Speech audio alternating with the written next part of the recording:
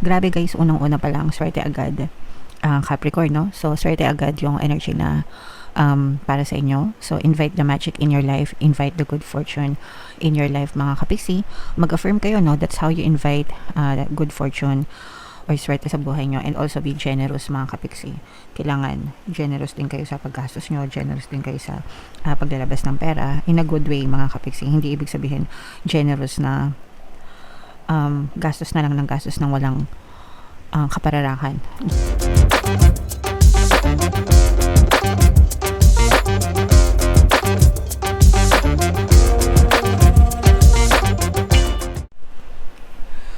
Hello guys, hello Capricorn, welcome back to Pinay Pixie Tarot. Ang pamagat ng episode natin for tonight is messages from the universe para ngayong January to February para sa Capricorn, Sun, Moon, Rising Sign, and Venus.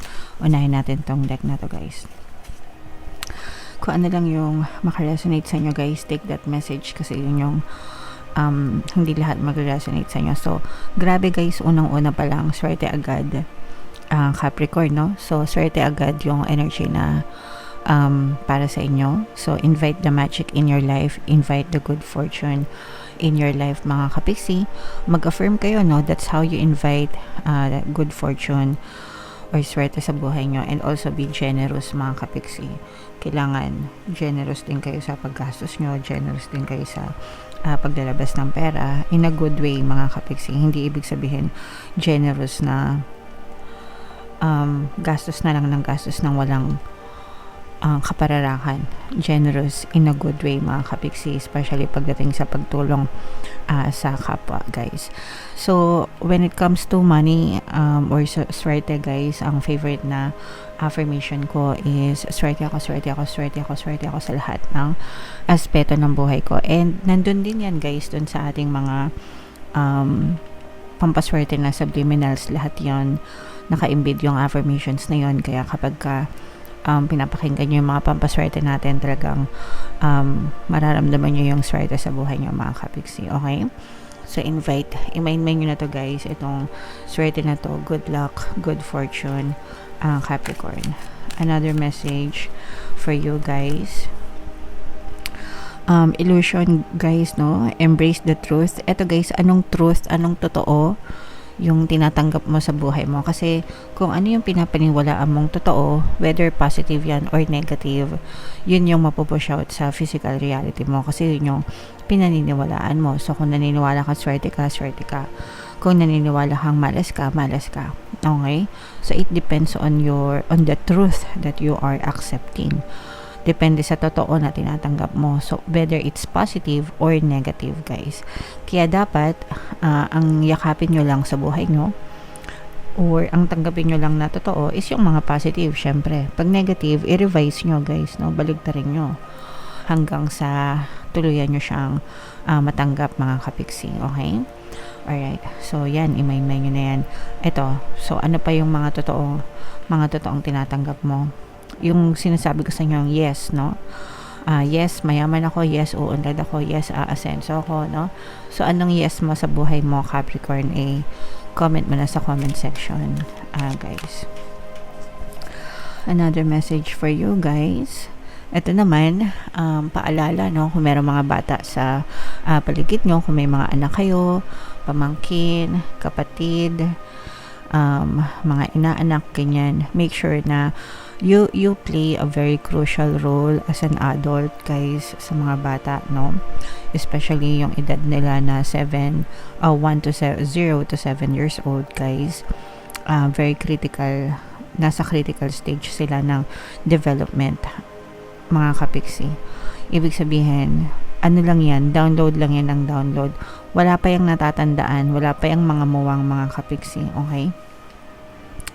So, make sure na ang pinapakita nyo sa kanila or ang pinapangaral nyo sa kanila is yung puro positive lang, guys. Okay? Para doon sila masanay, mga kapiksi. Okay? Alright. So, yung next na message for you, Capricorn. Ito naman, live life to the fullest, no? Isang beses lang tayong dadaan dito sa buhay na to, mga kapiksi. So make sure na magpakasaya kayo, 'di ba? Gawin niyo yung mga bagay na magpapasaya sa inyo, mga kapiksi. Mag-enjoy, but at the same time maging responsible din, guys. Okay? Alright. So yan yung another message para sa inyo. And another message, Capricorn.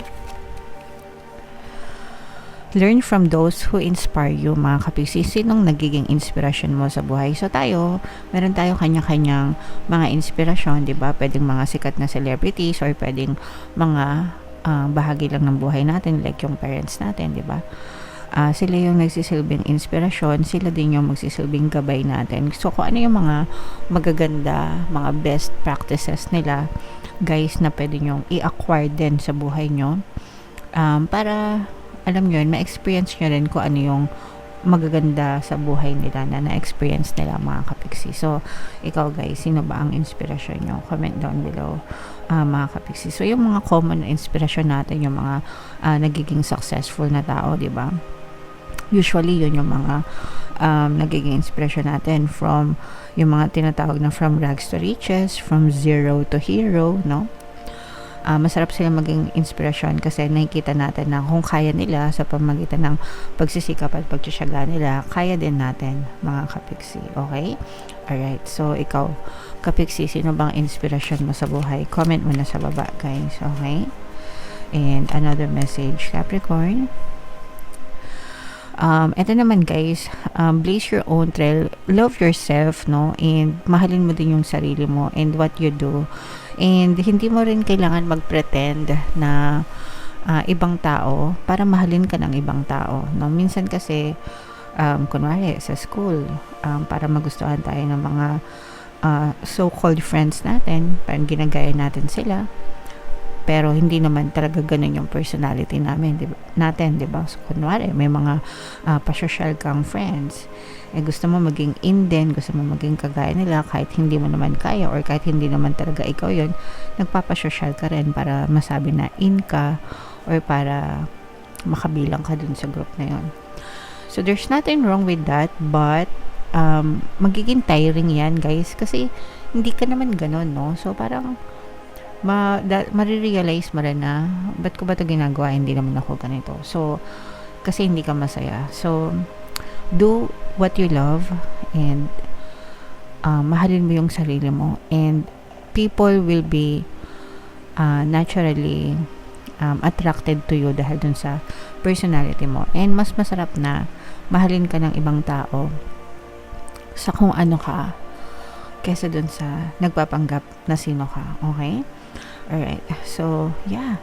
Comment down below if naka-resonate kayo dyan, guys. Ito, i-main nyo na yung mga swerte na to. Ito kasi yung pinakamaganda sa inyo, guys. So, bubunot pa tayo dito, guys. Another message at saka dito, no. So, habang sinashuffle ko to, panoorin nyo muna yung video natin regarding sa ating paano mag-manifest ng abundance video course. Kapiksi, sawa ka na ba sa mga struggles at hirap sa buhay mo? Masipag ka ba at masikap sa buhay ngunit hindi ka pa rin umaasenso? Ilang beses ka na bang nag-attempt mag-negosyo at mag-invest pero palagi ka pa rin nalulugi? Sa pagkakataon na ito ay maaaring may subconscious beliefs ka na nagiging balakid sa iyong pag-unlad at pagyaman. Introducing, paano mag-manifest ng abundance video course. Dito ay matututunan mong ma-overcome ang mga balakid mo para tuluyan ka ng umunlad, umasenso, sumagana, maging matagumpay, successful at maswerte sa iyong kabuhayan, pera, trabaho, negosyo, salapi at kaperahan ng bonggang-bongga. Dali, mag-send na ng email sa pinoypixie@gmail.com at simulan na ang iyong pagyaman ngayon. Alright, so sa lahat ng gusto mag-avail ng course, guys, mayroon tayong paano mag-manifest ng abundance video course, paano mawala ang third party at magkaroon ng harmonious na relationship, paano pabalikin si ex-vice breakup. Sa mga interesado, guys, mag-send lang kayo ng email sa pinoypixie@gmail.com. So, ito yung mga additional, ito pala, guys, sa mga naghahanap ng pampaswerte, no? May makikita kayong mga link sa description box. So, ito yung additional message para sa inyo. Unahin natin ito, guys. Keeper of secrets. Close up natin para makita nyo. Take time out from the world and be the observer. Nothing can deceive you when you trust your knowing. You see others' secrets and keep them sacred in silence and solitude. You will find strength. So, ito, guys, no, Ibig sabihin nito, kailangan matuto tayo mag-observe, mag-filter ng mga tao, bagay, sitwasyon sa buhay natin, especially mga tao, guys, no? So, kailangan marunong tayo mag-observe, pakiramdaman natin sila. Una, para protection nyo din yan sa sarili nyo, diba? Para hindi kayo mapahamak, maprotektahan nyo yung sarili nyo sa mga manloloko. Kapag alam mo yun, magdasal kayo, trust your intuition, mga kapiksi, trust your instincts, para ilayo kayo ng mga gabay nyo dun sa mga negative na tao, mga kapiksi. Okay? Yung iba sa inyo, guys, talaga may kakayahan, no, na maramdaman kung talagang niloloko kayo ng isang tao or kung meron silang tinatago sa inyo. Guys, sometimes mas okay na tahimik as long as marunong mag-observe, no? Kumbaga pakiramdaman, mga kapiksi. Kapag hindi nyo peg yung isang tao, edi hindi. Ibig sabihin, it's your spirit guides trying to protect you from them, mga kapiksi. Okay? Alright. Kasi may ganun, diba? Parang, mararamdaman mo yung isang tao kung negative ba yung intention niya or hindi. So, ibig sabihin nun, your spirit guides are at work, no? Kasi, ibig sabihin, sila yung nagsasabi sa'yo na, oops, there's something wrong with that person, mag-ingat ka dyan. Okay? Kaya, kailangan palagi kayong nagdadasal, mga kapiksi. Alright? And ito naman sa love message, no, sa pag-ibig, romantic relationship, we have patience, mga kapiksi. Some things still need to be dealt with for this connection to manifest. So, pwedeng, ibig sabihin nito, kung kailangan mahaba talaga yung pasensya, guys, no, pagdating sa relasyon. Kung gusto niyo maging harmonious yung relationship, mga kapiksi, kung kayo ay nasa isang relasyon na, guys, kailangan mahaba yung pasensya nyo para mag-manifest yung magandang connection nyo with that person talaga. And kung kayo naman ay single or nasa mga situationship, minsan may mga situationship na ngayon, guys, no? Yung hindi pa sila, pero parang sila. MU tawag doon nung panahon namin. So, kung gusto nyo pang antayin yung person na yan, kailangan nyo pa ng mahabang pasensya. Pero, kung gusto nyo talagang mapush yung relasyon na yan, syempre, kailangan nyo ng pasensya. But at the same time, dasalan nyo, diba? Ipagdasal nyo yung person na yan, kung yan na talaga yung gusto nyo, and he or she is a good person for you, ipagdasal nyo para ibigay talaga siya sa inyo ni universe, mga kapiksi. Okay? Alright. So, yan ang inyong messages from the universe, guys, ngayong January to February. Comment down below if naka-resonate kayo, guys. Ito yung ating 2026 kapalaran. Ito naman yung ating success stories ng paano mag-manifest ng abundance video course. Click here to subscribe, guys. Thank you for liking, sharing, and subscribing. See you next time. I love you all. Have a nice day. Bye-bye.